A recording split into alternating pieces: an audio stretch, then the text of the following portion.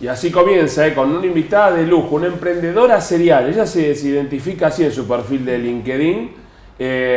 Comenzó muy joven emprendiendo y vamos a preguntarle cuán importante es la comunicación en el emprendimiento a Gina de Cheona, sea de Emprende Conmigo. Gina, gracias por estar en Corporate Talk. ¿Cómo va? Gracias, Mario, por la invitación. Qué bueno tenerte, ¿eh? Gracias. A ver, cuéntame, ¿por qué sos de emprendedora serial? ¿Cómo surge, no? Porque uno a veces no descubre en toda su vida su gen emprendedor. Y hay gente que sí, que desde muy pequeño dice, yo quiero emprender. Sí.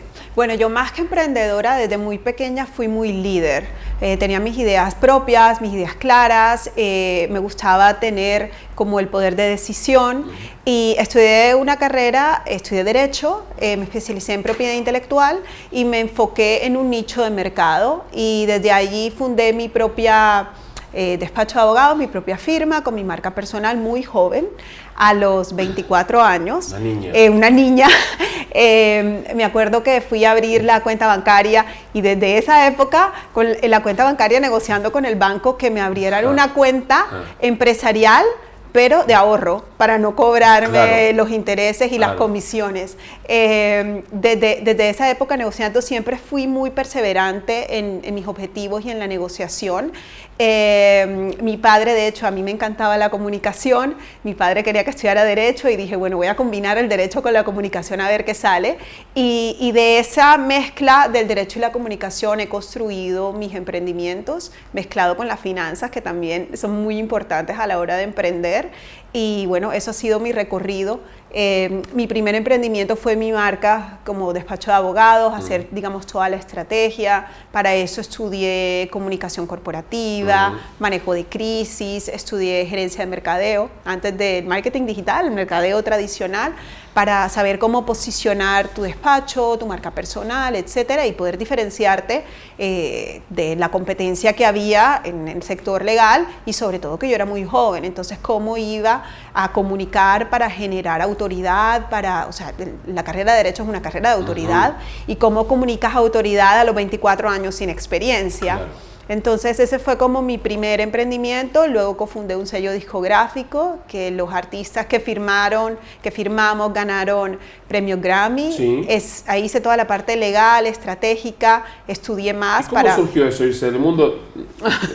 Es muy interesante el caso, ¿no? Sí. Te gusta la comunicación, estudiaste Derecho, marcas y patentes, y fuiste al mundo de la música. Sí. Un mundo que uno dice a veces inexpugnable para alguien que no es de ese sector. Sí. Pero tú te animaste también a eso. ¿Por qué? Sí, bueno, dentro de la propiedad intelectual hay un área que es el derecho de autor, que era lo que a mí más me apasionaba. Y allí la comunicación es todo, porque en el mundo artístico, los artistas, el audiovisual, todo es comunicación. Entonces era lo que hacía más match con mi pasión, que era la comunicación. Era mi forma de mezclar el derecho con la comunicación y fue un ejercicio espectacular el fundar el sello discográfico, desde la marca, hacer el business plan, rehacer el modelo de negocio, porque en ese momento la industria de la música, acuérdate que la industria de la música fue la primera que colapsó por el internet, por el intercambio peer-to-peer, BitTorrent y todo lo que había, Ares, Napster, Kazaa, bueno, todo esto. En su momento marcó tendencia. Sí, entonces esto antes de Spotify, obviamente, y antes de iTunes, cuando estaba el MP3 y el MP4 que nos tocó a algunos de nosotros. Entonces, allí pude ejercer, digamos, mi pasión por la comunicación, fortalecer esas habilidades de liderazgo y también formarme para crear ese sello discográfico. Mi socio era un músico, entonces él conocía el sector como creativo, pero yo era toda la parte de business y legal. Y la verdad fue súper bien, y a raíz de eso me animé a asesorar a otras personas, muchos de la industria del espectáculo. Una actriz argentina que se llama Geraldine Civic, que en Colombia la queremos mucho y vivió en Medellín muchos años y vive en Colombia. Hay argentinos por todo el mundo. Por todo el mundo, sí. Entonces, artistas, el primer contrato de J Balvin, me metí mucho en la industria del entretenimiento. Y luego de allí se me ocurrió a mí misma hacer un programa de televisión. Entonces ahí ya me descubriste enfoco. que tienes virtud para ser comunicadora. Sí, exacto, y lo tienes. Exacto, entonces ahí me aventuré yo a estar en el rol de artista. ¿Y cómo te sentiste? Porque hay que animarse primero a ser especialista en temas legales y animarse a formarse en comunicación. Sí. Animarse al mundo de la música por tu match con la comunicación con los artistas. Y luego ser parte de la familia artística, porque pasaste a ser de la abogada a la dueña de una discográfica a ser la artista. Sí, exacto. Entonces era muy divertido porque cuando yo estaba en la disquera me quería meter en la parte creativa y me decían, pero la abogada, era como, ¿tú qué haces aquí opinando de la parte artística? Pero decían, pero tiene criterio. Era como, tiene criterio, pero es la abogada. ¿Sabes? Era como, tú a tu rol, ¿vale? Y esa parte creativa mía la quería explorar y explotar, y ahí desarrollo el programa de televisión. No había absolutamente nada en Latinoamérica sobre emprendimiento y negocios en televisión tradicional. Desarrollo el formato de televisión 100%, y había un reto comunicacional que me preocupaba, que yo decía, ¿qué va a pasar con mis clientes cuando me vean en televisión? Voy a perder credibilidad. O sea, era un temor, y fue todo lo contrario. ¿Tenías ese prejuicio fundado en qué? Digamos, en esas creencias limitantes que piensas que si un cliente te ve como su abogada, luego si te ve en televisión va a decir, ay no, ella se metió ahora a la comunicación, ya no trabaja como abogada. Y fue todo lo contrario. Me empezaron a salir más clientes, más negocios de mejor nivel. Empecé a hacer banca de inversión, la gente me llamaba, Gina, tengo este negocio, lo quiero vender, ¿me ayudas? Entrevistaba a presidentes de bancos, o sea, incluso las mismas personas a las que entrevistaba hacía negocios con los mismos que iba rotando en el programa. Se fue un hit, entrevisté al primer inversor de Skype, cofundamos una fintech. O sea, fue lo mejor, digamos, lo mejor del programa, y al contrario, en vez de disminuir mi credibilidad como abogada, la aumentó. Podemos decir que la comunicación fue esa llave mágica que te permitió potenciar lo que tú ya sabes y tú eres. Sí, la verdad es que sí. Era cuando me preguntaban qué hacía, era difícil comunicarlo. Claro. Pero en ese momento mi negocio seguía siendo la consultoría legal, y era como la abogada que sabía de business and legal en televisión, ¿vale? Luego me vengo para acá a hacer un máster en emprendimiento e innovación, y ahí sí le doy la vuelta al programa de televisión a volverlo un negocio. Y por eso se llama Emprende Conmigo, porque así se llamaba el programa. Se empezó llamando Emprendedores, un programa de éxito.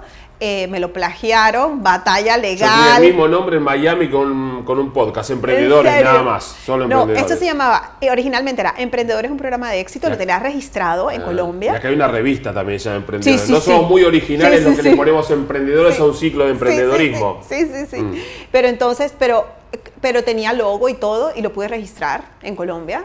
Pero luego me quisieron plagiar el programa con otro nombre, pero el mismo formato. El formato estaba protegido, y ahí fue que dije, bueno, hay mucha gente que puede, muchos periodistas, lo que sea, que pueden hacer unos programas de emprendimiento, pero aquí hay una ventaja competitiva, y es que yo soy abogada. Claro. Y por eso se llama Emprende Conmigo, y de ahí el nombre. ¿Y cómo ves al emprendedor o a la emprendedora? ¿Se anima a comunicar? Tú tienes esa virtud innata que te gusta comunicar, y te formaste en todo el resto de tu rol profesional. Pero a veces el emprendedora le cuesta ir a una ronda de fondeo, le cuesta ir a presentar su pitch, le cuesta contar qué es lo que hace. ¿Cómo los ves? Tú que los recibes en Emprende Conmigo. Bueno, emprendo contigo, pero tengo que vencer este tema, este miedo porque a veces es pánico escénico directamente. Sí. Bueno, hay varias cosas. Primero hay pánico escénico, que yo pienso que eso es algo que hay muchas personas alrededor del mundo que sufren de pánico escénico a la hora de comunicar. Creo que hay un porcentaje que es como el 10% de la población que no tiene el pánico escénico. Pero sobre todo a la hora de conseguir inversión es muy importante poder resumir muy bien lo que haces, ¿vale? Más que superar el pánico es saber decirlo, lo que vas a decir. Y para eso prestamos una asesoría puntualmente, y también lo más importante, saber quién es tu audiencia, porque hay diferentes tipos de inversores. No es lo mismo comunicarle un proyecto, el mismo proyecto, a un venture capital que a un inversor de impacto, que a tu amigo que estás en fase de friends and family and fans. No me gusta decirle fools, prefiero decirle fans. Dependiendo de la etapa que esté el emprendimiento, tienes que moderar tu discurso. Si vas a hacer una presentación a inversores institucionales, Es muy diferente a que si estás en una ronda semilla y vas a hablar con business angels. Entonces, el pitch hay que moderarlo dependiendo de quién sea la audiencia. Quién sea el inversor, el perfil del inversor, también conocer muy bien al inversor, qué lo mueve. O sea, al final el inversor invierte en un proyecto, invierte en los números, pero invierte en la persona. Y por eso dentro de la asesoría que prestamos está el liderazgo, porque en el emprendimiento el liderazgo es todo. O sea, si ves los mayores emprendimientos, WeWork, los íconos, la mayoría fracasan por problemas de liderazgo, porque el CEO se le fue la cabeza y el ego se lo comió y se enloqueció. Y, ¿sabes? Entonces, el liderazgo es súper importante. Antes de levantar una ronda, formarlo, el liderazgo, que tenga las habilidades claras, que tenga el norte de su compañía, para que va a utilizar el dinero, que entienda que el inversor pone un dinero esperando un retorno, o sea, que no es un favor, no es que tu proyecto sea el más guay del mundo, no es caridad, no, tiene un portafolio de opciones y está decidiendo apostar por ti, confiar en ti, y tienes que respetar esa confianza. Y esa confianza, la base de esa confianza es la comunicación y la credibilidad. Tanto en el mercado tradicional como en el mercado regulado, cuando la compañía ya entra a bolsa, lo más importante de una compañía a la hora de comunicarse con el mercado es la confianza y la credibilidad del CEO de la compañía, y de ahí la importancia del liderazgo. ¿Y estás viendo alguna diferencia entre el mercado de emprendedorismo español y el latinoamericano? Tú que tal vez tienes contactos con ambos mercados, ¿cuáles son esas diferencias? ¿Similitudes y no? Bueno, veo obviamente el mercado español mucho más maduro. Está como toda la cadena de inversión muy clara, de quién es un business angel, los venture capital, ya los fondos de private equity, hay fondos especializados en impacto. En Latinoamérica, y hablo principalmente por Colombia, México tiene un recorrido mucho más avanzado que Colombia, Chile también, hablo puntualmente por Colombia, hay un poco una mezcla. Hay fondos de venture capital, pero no está tan desarrollado el tema de business angels, hay un miedo al riesgo, no hay tanta capacidad de riesgo como aquí, y es mucho más estructurado, o sea, hay menos capital disponible que aquí. Además, acordémonos que aquí hay algo muy ventajoso, que son las ayudas públicas y las subvenciones, que es como la primera forma en que se financia, el primer empujón que se le da a una startup y un emprendimiento aquí, que obviamente ayuda mucho.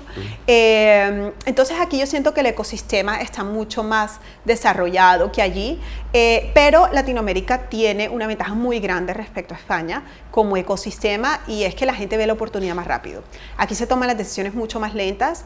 En Latinoamérica la gente ve una oportunidad y se monta en la oportunidad. O sea, si alguien ve un proyecto y tiene algo de capital, es como, listo, si veo la oportunidad, me arriesgo. Entonces, en ese sentido, se toman decisiones más rápidas, hay mucha más ambición como mercado, y siento que es un mercado como una economía emergente, es mucho más ágil, mira hacia Estados Unidos, España mira un poco más a España y el mercado español, y siento que el mercado español es muy pequeño.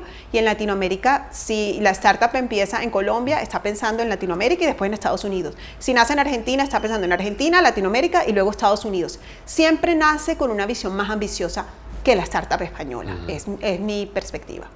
Muy bien, y la última, ¿no crees que hay como una moda que si un emprendedor o una emprendedora no tiene un emprendimiento con perfil tecnológico, no es emprendimiento? Es como veo como que hay una tiranía en el mercado, que si no tiene algo tech, no es emprendimiento, como no es considerado.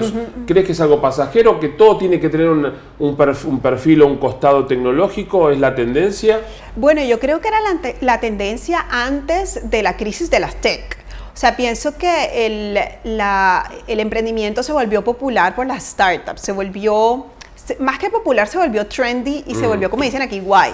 Pero emprendimiento ha existido de toda la vida, o sea, la panadería que se volvió gigante, claro, y montó 50 sucursales, o sea, tiene el mismo mérito. Lo que pasa es que la startup tiene un componente muy atractivo para la inversión, y es la escalabilidad por la tecnología, que da la tecnología. Entonces eso es muy diferente a, por ejemplo, una tienda física de ropa, de una panadería, incluso la hostelería, etcétera. Entonces tiene un componente diferente y los inversores vieron esa escalabilidad y muchos se especializaron en tecnología por eso, porque multiplicaban su inversión por 7, por 10, por 20. Entonces eran unas rentabilidades que no te daba ningún negocio. ¿Por qué? Porque era apostar temprano por algo que ahora nadie entiende, pero que si va bien, multiplico por 10. Claro. Pero de ahí el riesgo. Entonces, el riesgo que muy poca gente quiere asumir, pero los que saben invertir en startups lo siguen haciendo porque han generado grandes retornos con ese tipo de inversiones. Es apasionante el mundo de la tecnología, pero también pienso que luego de la pandemia cambió un poco el perfil de inversión. Se invertía mucho en soft technology, o sea, en cualquier cosa que tuviera tecnología, y luego de la pandemia nos estamos yendo más al agrotech, al edtech, o sea, cosas más importantes que una aplicación para salir a sacar a pasear el perro, claro, porque habían 800,000 de lo mismo, 800,000 e-commerce donde se vendiera ropa. Entonces se fue más hacia deep technology, a cosas relacionadas más con necesidades humanas, más de la necesidad, y también mucho de health tech, todo el tema de desarrollo personal. Se fue como a otra tendencia, no la tecnología por la tecnología, sino la tecnología relacionada con las necesidades humanas. Gina, qué gusto tenerte aquí en el programa. Gracias a ti, Mario. Alejandro, tenemos otra conductora, directora de programa aquí, ¿eh? Yo feliz. Se tiene que animar. Yo feliz. ¿No? La convocamos, le hacemos el challenge, el desafío. Yo feliz. Queda hecho. Muchísimas feliz. Gracias, gracias. Mario. A gracias. ti muchas gracias.